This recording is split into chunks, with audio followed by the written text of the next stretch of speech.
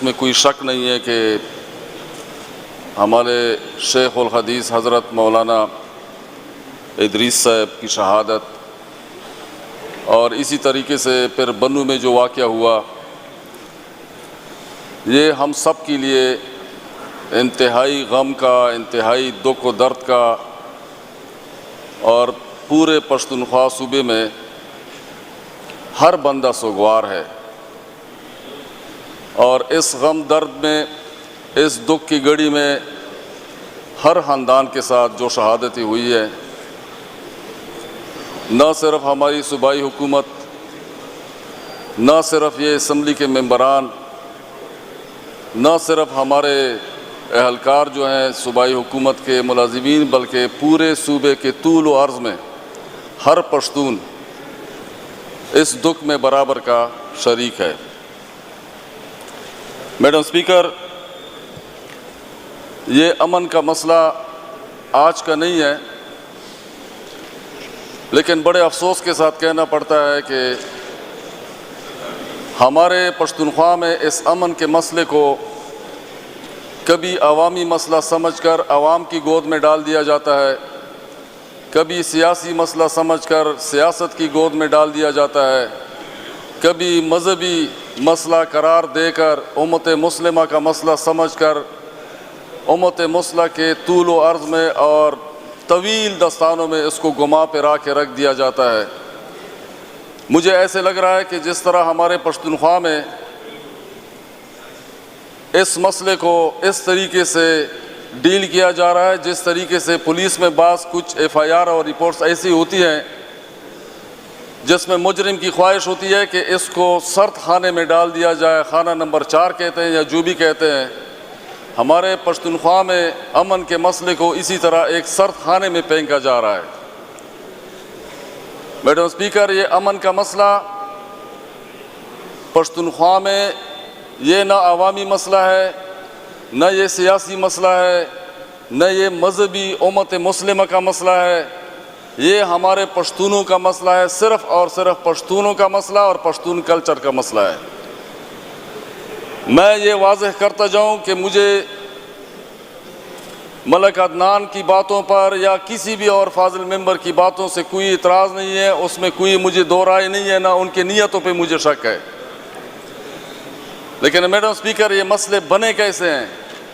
तारीख़ में हम लाजमी जाएंगे जब उस वक्त के लोग, उस वक्त के मशरान और बशऊर लोग जब ये कहा करते थे कि भाई जिस आग से खेल रहे हो, ये आग हमारे इलाके में खुद ब खुद आ जाएगी। मैं ये कह रहा हूँ कि आज अगर हम जिस हालात से गुजर रहे हैं, बन्नू में जो हमारे लोग शहीद हो गए, मौलाना खंजेब भी इसी तरह शहीद हुए, मौलाना हामिदुल हक भी शहीद हुए, मौलाना हसन जान भी शहीद हुए, आज मुफ्ती इदरीस साहब शहीद हुए, इसी तरह। और ये भी बताता जाऊं कि हमारे जितनी भी उलमाए कराम हैं, पश्तून जितने उलमाए कराम हैं, वो दिल ही दिल में बड़े कौमपरस्त होते हैं। अफसोस इस बात का है कि हमारे ये उलमा ये आवाज़ दिल से निकालते नहीं है। हमारे यही पश्तून उलमा अगर ये बात दिल से निकालते तो हमारे हालात आज ऐसे ना होते। कौन चाहता है कि इतने बड़े बड़े आलिम जो पूरे उम्मत मुस्लिमा के लिए फ़ख्र का बायस हैं और वो इस तरह शहीद हो जाएं? और दूसरा, शहीद कहकर जनाजों में शहादतों के फ़ज़ाइल बयान कर कर के उनके अहले खाना के साथ लोगों के पास हुजरों में, हर जगह पे, बाज़ारों में सिर्फ शहादत के फ़ज़ाइल बयान करके हम शहीद के उसमें चले जाते हैं और मुजरिम का हम जिक्र तक ही नहीं करते हैं और लोग भी भूल जाते हैं 2 दिन के बाद। क्यों? मैं मैडम स्पीकर ये सोच रहा हूँ, न तो हमारे इलाके में पश्तून जितनी भी सकाफत है, पश्तून जितना भी मुआशरा है, इसमें न इस्लाम को ख़तरा है, न इस्लामाबाद को ख़तरा है, न इसमें मदरसे को ख़तरा है, न इसमें मस्जिद को ख़तरा है। ख़तरा सिर्फ एक है, वो है पश्तूनों को और पश्तून सकाफत को, और कोई ख़तरा नहीं है। हमने इस बात को समझना है हम आज इसको नहीं समझेंगे मैडम स्पीकर, ये चीज और बढ़ेगी, कम नहीं होगी। हर वो पश्तून जो अपने हक की बात करता है उसको खतरा है, ख्वाह वो वकील हो, ख्वाह वो डॉक्टर हो, ख्वाह वो इंजीनियर हो, ख्वाह वो दुकानदार हो, ख्वाह वो बाजार में आम शहरी की तरह पैर रहा हो, गाहक हो। हर उस पश्तून को खतरा है जो अपने हक की बात करे, जो अपने हक वसाइल पर हकूक की बात करे। इसके अलावा और कोई खतरा नहीं है। हम जितने भी शोहदा हैं, आज जो हम मुकाबलतन ज्यादा मेंबरान आए हैं, वो इस वजह से आए हैं कि इस दुख दर्द के साथ घरों से रवाना हुए हैं और यहां पर इस असेंबली में मौजूद हैं। ऐसी बात नहीं है कि कोई आलिम शहीद हो जाता है वो सिर्फ एक मखसूस जमात के साथ हो, ऐसा नहीं है मैडम स्पीकर। हमारे पश्तून मुआशरे में हर आलिम हमारे सरों के ताज हैं और हर पश्तून उसको अपने सर का ताज समझता है। अगर कोई गफलत है भी, हमने कभी किसी पे पर्दा नहीं रखा, ना मेरी पार्टी ने, ना मेरे कायद ने, ना मेरी की हुकूमत ने। हमने बाकायदा तौर पर हर जगह पे साथ दिया है मजलूम का, जालिम के खिलाफ। हमें कोई ताने दे भी दे, कोई फर्क नहीं पड़ता। गम में, दुख में, दर्द में हम बराबर के शरीक हैं उनके साथ। मैडम स्पीकर, हम अमन का सवाल लेके जा रहे हैं हर जगह पे, और ये आज की बात नहीं है, बहुत बड़े अरसे से हम लगे हुए हैं कि पश्तूनों का ये अमन का सवाल हर जगह पे करना चाहिए, ख्वाह वो बाजार में हो, ख्वाह वो दुकान में हो, ख्वाह वो कॉलेज में हो, ख्वाह वो यूनिवर्सिटी में हो, ख्वाह वो मस्जिद में हो, ख्वाह वो किसी का जनाजा अटेंड कर रहा हो, तो भी सवाल करना चाहिए अमन के बारे में, पूरे पश्तूनख्वा में अमन के बारे में। हम सवाल जब तक नहीं करेंगे, हम अपना जहन जब इस पे नहीं खोलेंगे, उस वक्त तक इस मसले को समझना बहुत मुश्किल है। मैडम स्पीकर, अमन का फलसफा जब हम बात करते हैं तो इससे बहुत बेरोजगारी भी कुछ जगहों पे आ जाती है। ये छोटी बात नहीं है। मेरे पास अगर अमन ना हो, मेरे बहुत वसाइल हो, सब कुछ हो, मेरे किस काम के? हमारा मकसद, यहां पर बैठने का मकसद, अपने मसाइल को उजागर करना, उन पे बात करना, उन पे सोचना। मैडम स्पीकर, बाज़ जगहों पे मुझे बहुत अफसोस होता है। पिछले दिनों इसी असेंबली में ये डिस्कस हो रहा था कि यहां पे कोई कोर कमांडर के घर के बाहर तीसरी दीवार बन गई है। ये दीवार नजर आ रही है।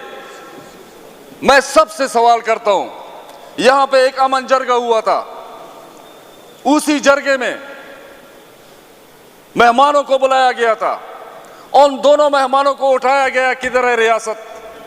किधर है वो रियासत की तारीख? किधर है वो रियासत की तारीफ? एक मेहमान की वजह से पूरा अफगानिस्तान तबाह बर्बाद किया गया। यहां पे दो मेहमानों को उठाया गया है, किसी ने बात तक नहीं की है। क्यों नहीं की है? हम कहते हैं कि बात की जाए, अगर किसी का कसूर है उसको समझाया जाए, उसको वसीतर मफाद के लिए, इत्तेहाद के लिए, इत्तेफाक के लिए उनके साथ बैठा जाए। बात नहीं की जाती। ये छोटी छोटी बातों को हमारे आंखों में धूल झोंकने के मुतरादिफ है। दीवार 4 तो बना ले, मुझे कोई फर्क नहीं पड़ता, जब मेरे यहां अमन हो और मुझे इसका खौफ ना हो कि मैं ये बात करूंगा बाहर मुझे उठाया जाएगा। ऐसी चीजों से क्या फायदा? उस जरगे में क्या ऐसे फैसले हुए हैं? मैडम स्पीकर, मैं आपको सच बता रहा हूं, खुदा की कसम, पार्टी की हिदायत की वजह से मैंने उसमें हाथ उठाया था कि पार्टी की हिदायत मेरे कायद की पार्टी है।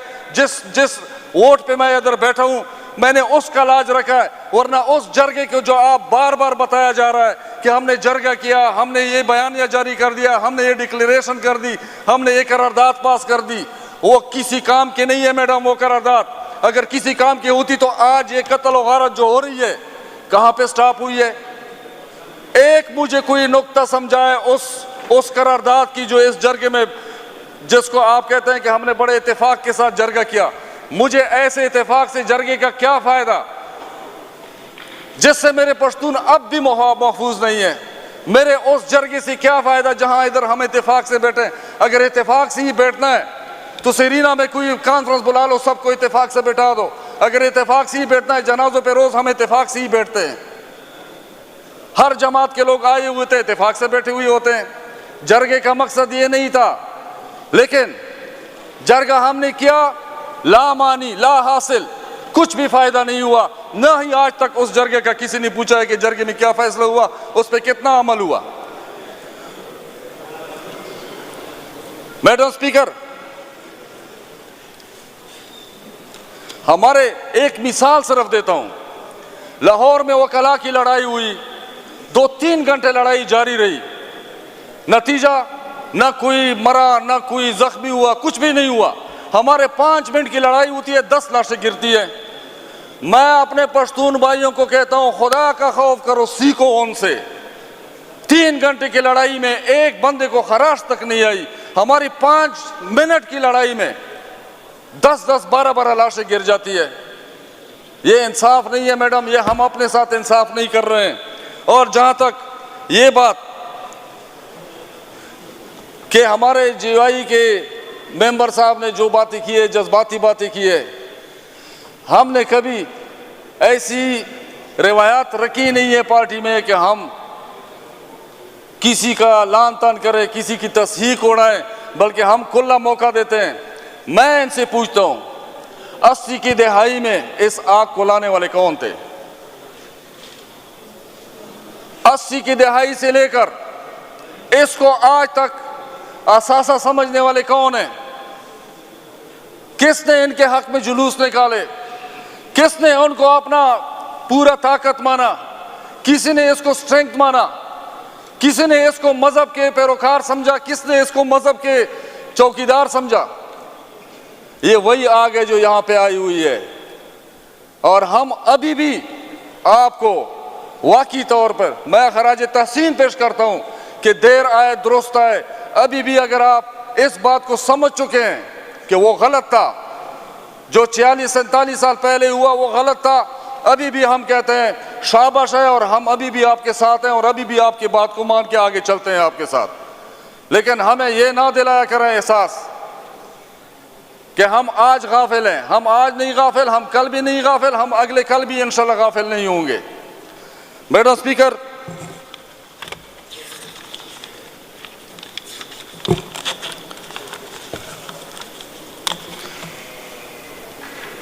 आज मैं पाकिस्तान तहरीक इंसाफ के तमाम मेंबरान की तरफ से दुख व दर्द जो हम समझ रहे हैं, सोच रहे हैं और हमारे जहनों पे है, हमारा बोझ है कि हमारे उलमा जिस तरीके से शहीद हुए हैं या हो रहे हैं, हर तरह के ताउन के लिए हम तैयार हैं, ख्वाह वो किसी भी जमात का हो, वो किसी भी फ़िरके का हो, क्योंकि पश्तून सारे बहसीयत एक जरगे में और इज्तिमाई तौर पे मुसलमान हुए थे। हम इस अकीदे के इंशाल्लाह अपने आप को मुहाफिज भी समझते हैं, अपने मदरसों की भी मुहाफिज अपने आप को समझते हैं, जितने भी पश्तून हैं अपने मस्जिदों की भी मुहाफिज समझते हैं, और हर तरह की कुर्बानी के लिए हर जगह पे हम तैयार हैं। क्योंकि सियासत, जो सियासत मुझे मुल्क खुदादाद पाकिस्तान से प्यार करना, वफादारी करना, मोहब्बत करना सिखाता है, वही सियासत मुझे अपने पश्तून कौम से मोहब्बत, उनके हकूक़ का तहफ़्फ़ुज़, उनके वसाइल का तहफ़्फ़ुज़ ये भी समझाता है। बहुत शुक्रिया मैडम। शुक्रिया सजाद बरगवाल साहब।